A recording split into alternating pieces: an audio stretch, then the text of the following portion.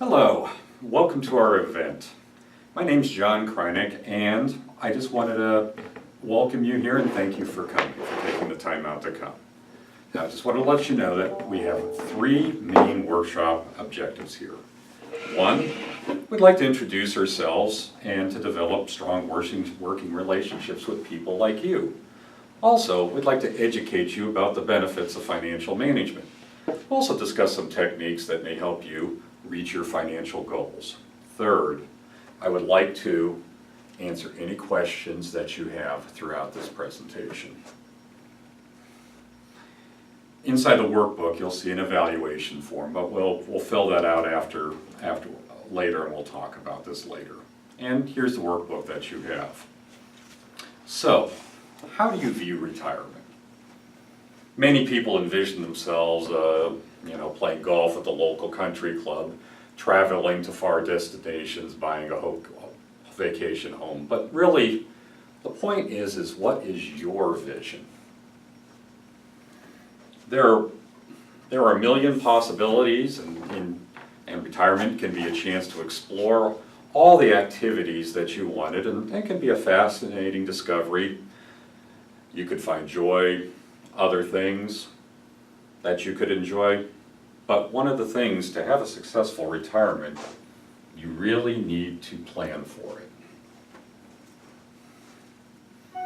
So retirement, it's really a beginning of a new voyage. If we use the ship analogy, it's a time of changing tides and with you at the helm. So where do you really want to start? The investment and savings decisions that you've made all along have accumulated your assets. So now, as you're getting ready to start using the assets you accumulated, we need to kind of take your bearings and put your retirement in focus.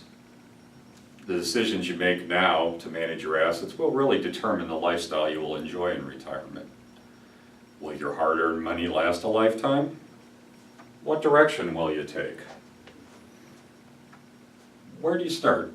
What are these questions? Where do you start answering some of these questions so you can continue having a successful retirement? Well, what happens when you retire? The rules are different. You may have a possible change in habits and attitude about how you invest your money. You're changing your focus from accumulating assets, which you've done hopefully all your working life, to now you're actually going to be withdrawing assets. So there's the importance of generating income in this phase. That paycheck you've been getting from your company for the last 20, 30, 40 years is going to be going away. And you need to make the most of the money, your hard-earned money that you've saved over the years. You need to protect your income, and you need to protect your assets for many years. Let's talk a little bit about that. The length of retirement. At age 65, most people, an individual can expect to spend 20 years or longer in retirement. A lot of people base retirement on the average age of men living in the United States to age 78, women living on an average age to 72. But one problem with that is those average ages include infant mortality, and I think it's safe to say that none of us have to worry about infant mortality anymore. So if you eliminate that and you start looking at how long you live from age 65, does anyone out here know what the average age of a male who's made it to 65, what the average age that they're going to live to is? Well, it's actually 91. And for women, that 82 number goes up to 94. Oops, sorry, technical difficulty. Okay. So, keeping that in mind, then you may need your money much longer than you expected, because you're probably going to live a lot longer than you think. And that's a very good thing. It's nice that modern medicine our modern lifestyle has given us the ability to live this long. But really what we've got to do is there's 5 action items you can do to make sure you get the lifestyle you want and you don't outlive your money. First one is size up your current situation and sources of income. You'll probably need at least 70–80% of your pre-retirement income to live into retirement. You know, think about this. A lot of people say, well then I'll have a simpler life. I won't need the suits, won't need as many cars, and that's probably true. But would you want to downsize your house in retirement, or would you rather stay where you're living? Do you have any club memberships or philanthropic interests that you currently enjoy? Would you really want to give those up in retirement? Also, the 800-pound gorilla in the room is health care.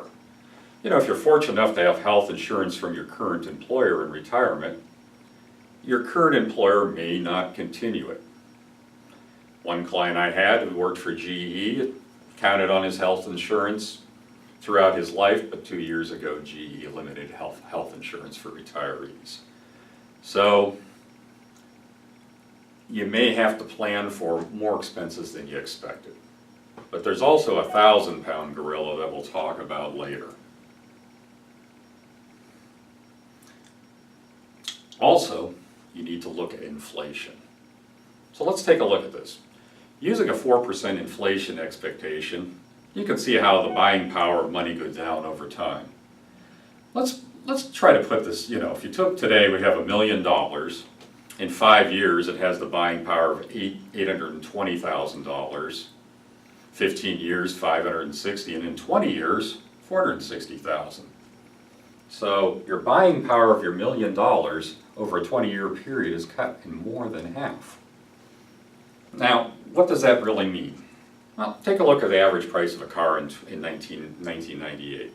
It's about $20,000. Today, last year, it was about $35,000. Average price of a candy bar in 1998 was 70 cents. 2018, it's $1.50. Carton of eggs in 1998, $1.05. Today, $1.60. Gallon of gas in 1998, if you remember, was $1 a gallon.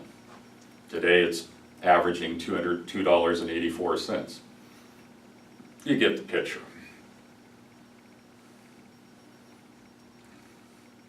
Primary sources of retirement income, the big one is personal savings and investments. And of course, you have Social Security. And you may have some part-time work in retirement. Also, if you're fortunate enough to be one of those persons who still has a pension, it is getting less and less common every year. I'm actually probably one of the youngest persons who actually still does have one of these pensions, one of these defined benefit pensions from a former employer. So, if you imagine all of these things as buckets, so you might have the pension, Social Security you will have, and you'll have your investments, and you might have a part-time job. But let's talk about these in greater detail. As I said, pensions are pretty rare, and if you have one, you're unfortunate. In 1980, 60% of companies provided a pension plan. Today it's down below 4%. Nearly every company has switched away from a pension plan. So, now let's talk a little bit about working in retirement. You know, many people think that they will work during retirement. It seems to defy the definition of retirement, but a lot of people like to look at the idea of working part-time. And it's not great from a financial standpoint, but you know, it's an activity to do and it's a way to be social. The challenge with continued employment is the part-time jobs that interest you may be hard to find, and some people may find that health issues will prevent them from working. And working may be worse. For example, you know, I have a close friend who actually used to work at Firestone. And he loves to work, and he's always tried to work through retirement. Well, he took a job helping someone clean out a basement. And because of working at Firestone all these years, he's developed COPD, and he has a lot of lung problems. And between the dust and the mold in the basement he cleaned out, a week later he ended up in the hospital with a severe case of pneumonia. So you may want to work in retirement, but your situation may not allow it. So, and the other thing here is, if you take a look at this slide, many people plan to work in retirement, but in reality, as you can see, less than 30% actually do it. So you can't really count on this as being a main source of income. Then we go to Social Security. This is full retirement age now for everyone here would be 66 to 67, depending on your age. And it's a big portion of of your retirement. Does anyone know when Social Security was created?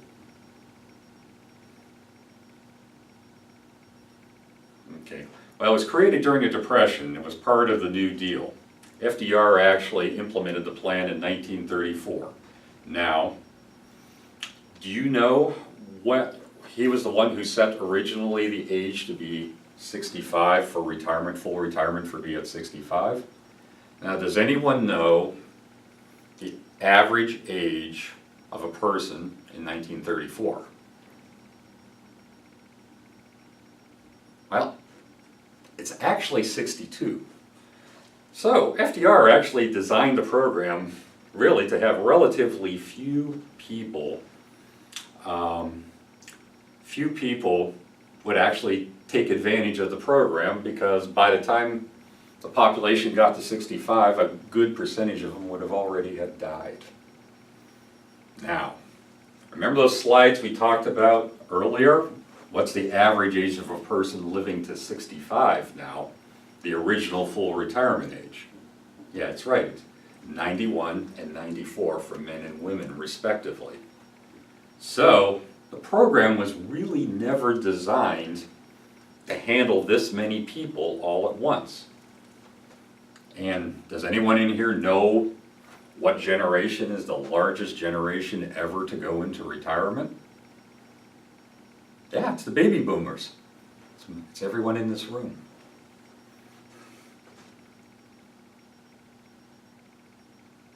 Sorry here. Technical problem again. Hold on a second. Okay. Got it. Okay. Also, this slide here, you take a look. It's the effect of filing at different ages. If you take a look there, let's just focus on the worker benefit. We know that if something happens to us, our spouse will get a portion of our benefit. But let's just take a look there. So, if you take it early, what's the penalty for taking it early? As you can see, we only get 75% of the benefit. If you take it at the full retirement age, of course, you get 100%. But if you delay as far as to age 70, you actually get 132% of your full retirement benefit. So it can be beneficial to wait on actually taking Social Security depending on your situation. So, take it early, you get significantly less. You take it later, you get significantly more. Also, this slide here, charts out the map of what would happen and how you could get the most out of the system by taking it age 62, 66, and 70. So if you get past age 79, the later you take it, the more money you actually get total in lifetime. If you live out to that age 90s we were talking about, taking it at 70 lets you earn get tens of thousands of more dollars out of the system. So, also, your taxes at that point should be significantly lower, and which will help prevent your Social Security from being taxed. So, for the sake of simplicity, we're going to set aside your pension, because very few have it. And also part-time work, we're going to set that aside. And that's it's relatively uncommon, and it's not likely. So let's focus on the two buckets that you're most likely to have. That's Social Security and your investments. Now, Social Security is partially under your control as when you take it. And there's many things you need to discuss with regarding to making that decisions. In most cases, this isn't done with regards to long-term tax planning, and a lot of mistakes can be made. But it's a very personal choice based on your situation. And so we want to focus our discussion tonight on the investment bucket. That leaves us with investments. So, some questions. How much is in your bucket? Look at the total asset picture and add up everything. Includes your IRA, 401k, bank accounts, real estates, basically your entire net worth. You need to have a good sense so you can get a clear picture of your total retirement income potential. Obviously, not every asset will be treated the same, but it's vital to know where you stand today. Next, let's see where exactly those assets are. Is there anything tax-free? How much can be used to generate income? You know, certainly your home counts as a large part of your net worth, but you really wouldn't consider it an income-producing asset unless you were planning to sell it once you retire. But a vacation home may be rentable, so it might be something to look at. We also need to understand how those assets are performing. Are they safe? Are they growing? How much income can I take out each year? That's another major question. To preserve your assets and make them last through this probable 20 to 30 years of retirement or more, you need to you need to know how much you can take out. And then, how long will my money last? So, are you investment safe? Are they diversified for income? Now, I said diversified for retirement. One thing it's important to understand, that retirement is a different animal when it comes to portfolio design. We'll talk about this in a few minutes.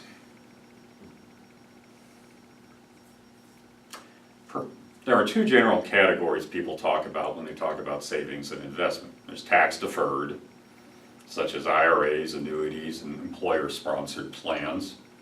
Then there's also taxable, stocks, bonds, cash alternatives, mutual funds, as listed up on the slide. But in reality, there are really three forms. The other version is tax-free, and we'll talk about tax-free later. So, the second action step is to understand distribution rules. In the case of IRAs and most employer-sponsored plans, there's specific rules. If you understand them, you'll be able to pay unnecessary taxes and penalties when you're withdrawing from them. Here is the age 59 and a half rule. If you take your money out of an IRA, out of a 401k, before age 59 and a half, you pay the normal taxes that you pay, but there's an additional 10% penalty for early withdrawals. Now, there are a few exceptions from these. If you have death or permanent disability, you still have to pay the taxes, but the 10% go away. In the case of a 401k, if you have money in your 401k, at age 55 and a half, they allow you to withdraw what's called substantially equal payments until age 59 and a half. So that is something that if you have that situation, we can get into the details. And then qualified medical expenses, will also be. A few other things that are also IRA exceptions are qualified higher education expenses. If you want to pay for the grandchildren's education, using your IRA assets are a very good way of doing it and a tax efficient way of doing it.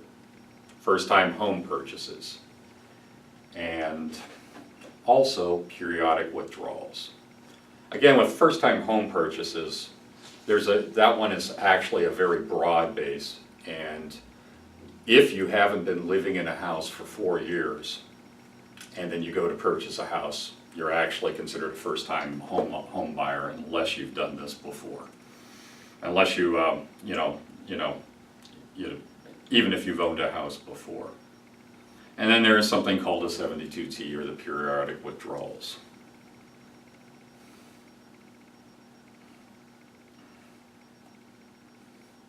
Let's skip these here. The key RMD, let's see here.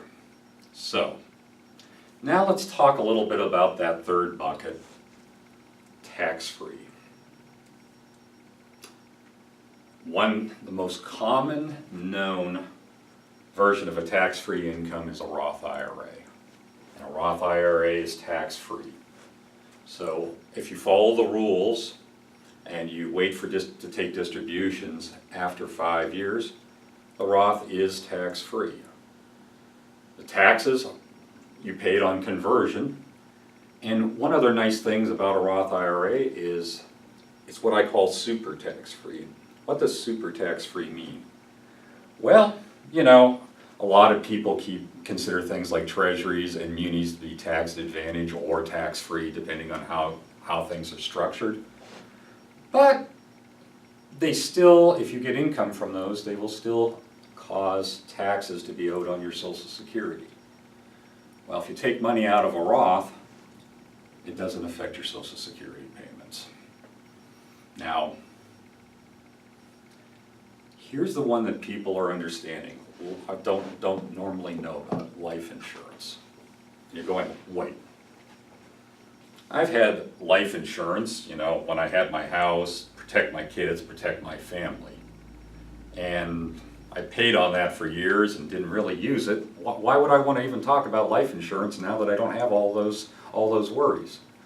Well, the tax code actually sets up that you can use a life insurance policy to create the same tax-free income that a Roth IRA provides with other advantages. So you can remove and create an income stream from a life insurance policy. You don't have any required lifetime distributions. It's tax-free. What's nice about it is there's no income eligibility requirements to get the money in. And you can also use this to cover things, you know, for long-term care and have structures that make the performance significantly better than a loss. And you're going, than a Roth. And you're thinking like, well, what could that be? Well, one example is you can structure a life insurance policy that when the market's down heavily, you're not. You really can't do that with a Roth. You know, market actions are considered undiversifiable, and you have to go through those. But you can actually have a zero downside using life insurance as a savings plan.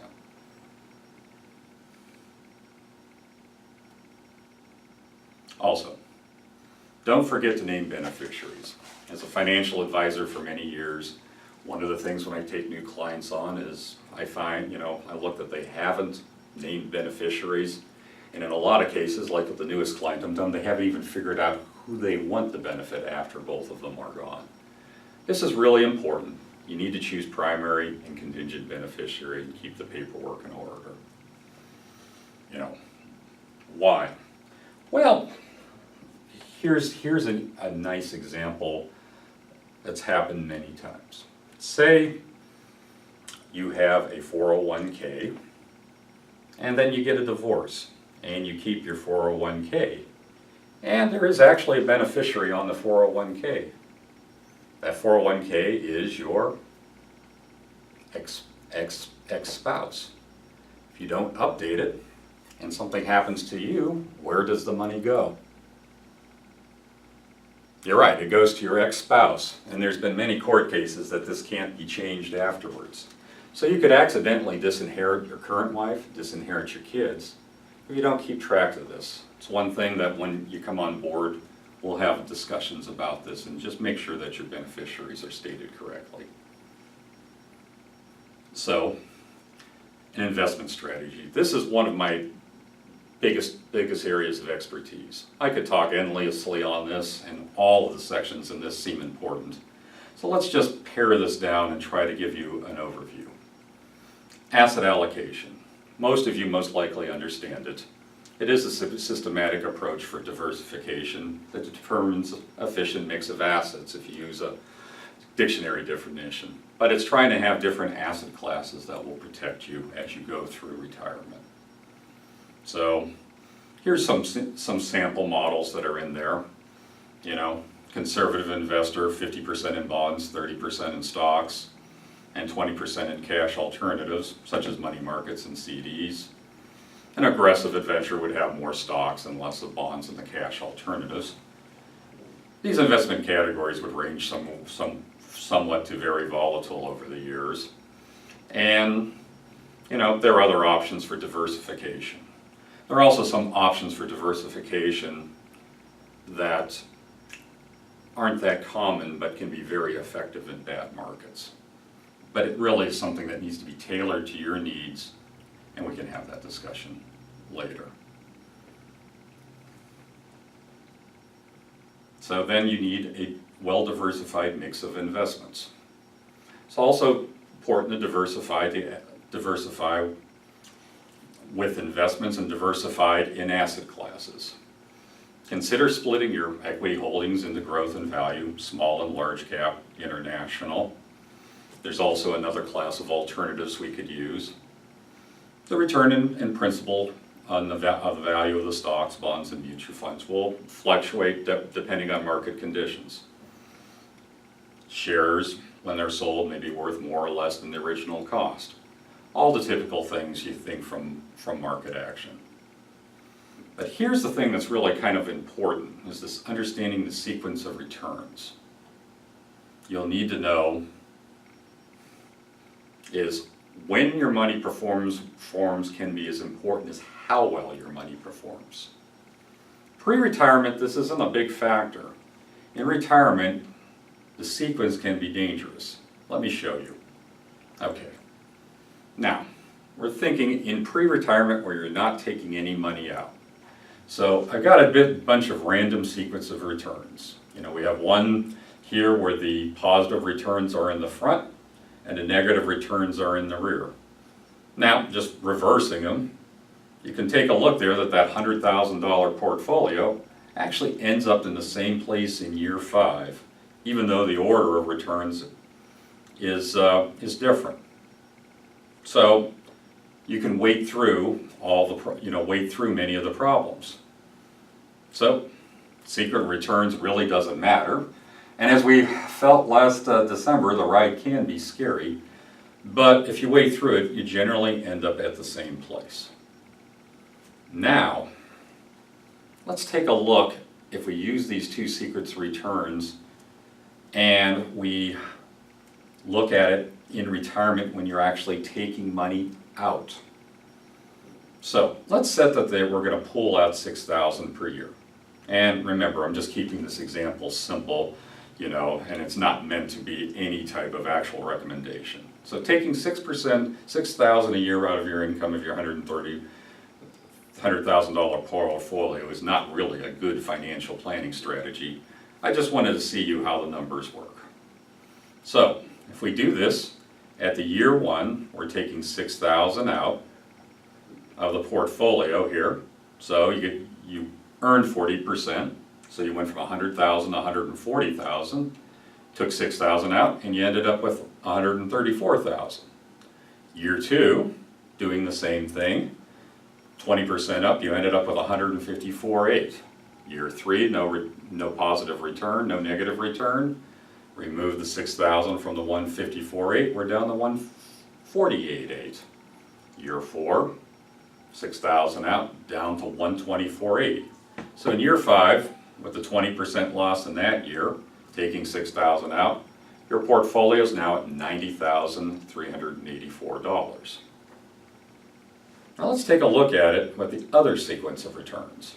So year 1, we lost 20%, so your portfolio went from $100,000 to $80,000. We took $6,000 out, you're down to $74,000.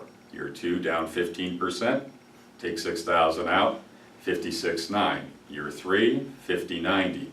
We go all the way down to year 5, by taking that same $6,000 out a year starting at the same point, you're actually at $71,112, or nearly $20,000 less in your portfolio than if we had the other sequence of return. So 90,384, 71,112. So in retirement, unlike when you're saving, secrets of returns really does matter. Think about this. If you're one of those people who retired in early 2008, your portfolio was hit by a giant air pocket, and for the next 10 years, you're digging yourself out of a giant hole. And just for a little psychological question here, look at this number. Remainder left. The good sequence returns versus the poor sequence returns. Year 3, you're at 148, and you're down to 50,900 when you started with 100,000. How would you feel there? Well, what normally happens is a very good chance you'd be looking for the exit doors and panicking. So not only does the secrets of returns matter from a dollar perspective, it really matters tremendously from an emotional and psychological perspective. And some form of protection at this stage really can be essential to your success. You know, now let's just take a quick look at tax-exempt investing. It's traditionally a popular way of managing retirement income, and these are the actual yields based on tax-exempt investing here. You know, if you have a muni bond portfolio or something, we can discuss that later. So investing for a long retirement. Let's take a look at this example here where, say you had a fixed income vehicle paying you 3%, and you're withdrawing $45,000 in annual income for 5 years, which works out to $34,200 after taxes. And then you have $169,000 in conservative investments at going about 4%, and you've got $474,000 in growth investments making about 6%. And we divided these assets into these 3 buckets, and we're going to call these hypothetical persons, we're going to call them the Millers. So we put $106,000 into a fixed income vehicle that would generate $45,000 in income.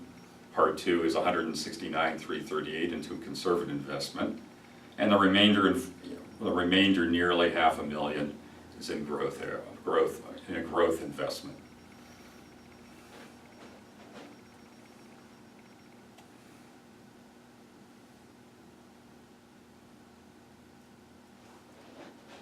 So if you take a look at all those together, I need to work on this slide. I'm just going to make a note here. I've overdid it. I didn't realize it. Okay.